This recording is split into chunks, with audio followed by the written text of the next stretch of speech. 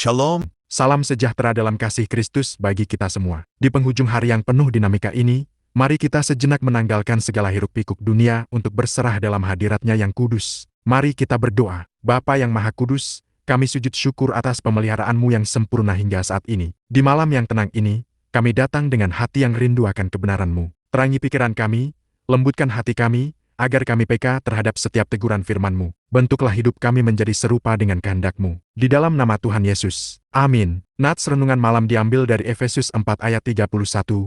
Segala kepahitan, kegeraman, kemarahan, pertikaian dan fitnah hendaklah dibuang dari antara kamu.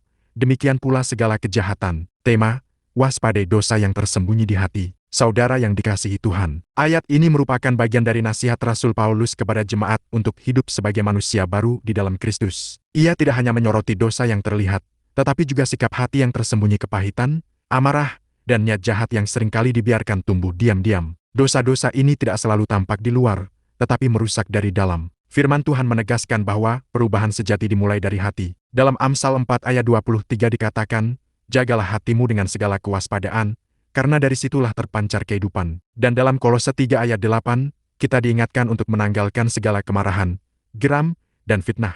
Artinya, iman Kristen bukan sekadar perilaku luar, tetapi transformasi batin yang nyata hidup yang dipimpin oleh Roh Kudus. Lalu apa yang harus kita lakukan? Malam ini adalah waktu yang tepat untuk menguji hati. Apakah masih ada luka yang disimpan, amarah yang dipendam? Besok, ambillah langkah nyata, lepaskan pengampunan, kendalikan perkataan, dan minta Tuhan menyucikan hati. Jangan biarkan dosa kecil berakar dan menjadi besar. Hiduplah dengan hati yang bersih di hadapan Tuhan. Saudara terkasih, Tuhan tidak hanya melihat apa yang kita lakukan, tetapi juga apa yang kita simpan di dalam hati. Saat kita menyerahkan hati kita sepenuhnya kepadanya, Ia sanggup memulihkan, menyucikan, dan memimpin setiap langkah hidup kita. Malam ini, renungkanlah. Apakah ada sesuatu di hatimu yang perlu dibereskan di hadapan Tuhan? Iman sejati tidak hanya nampak pada apa yang kita lakukan di depan manusia, tetapi pada apa yang kita simpan di dalam hati saat tidak ada yang melihat. Mari kita menjadi saksi yang hidup, memancarkan kasih dan kebenaran Kristus dalam setiap tindakan kita. Saudara-saudari terkasih,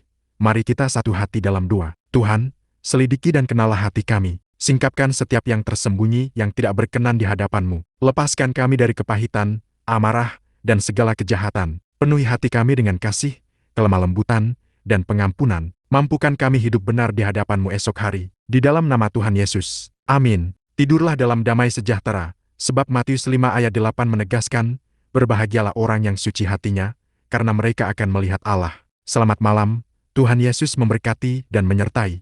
Shalom.